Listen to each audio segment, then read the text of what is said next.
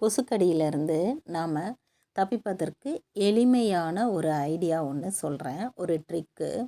என்னென்னா, நாம் இப்போ ஃபேன் போட்டிருக்கும்போது ஃபேனோட காற்று அதிகமாக படுற பக்கம் நமக்கு கொசு கடிக்காது.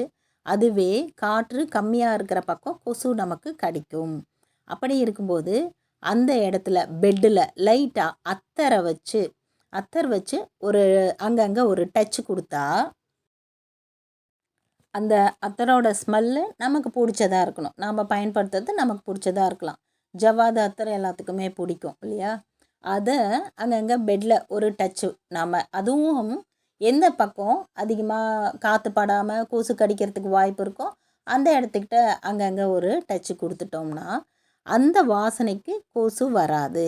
இது நார்மலாகவே நம்ம ட்ரெஸ்ஸில் நாம் பயன்படுத்தும் பொழுது வெளியே நின்றுட்டுருக்கோம், 4 பேர் நின்றுட்டுருக்கோன்னா கூட நாம் இந்த அத்தர் பயன்படுத்தியிருக்கும் போது நம்மக்கிட்ட கொசு வராது.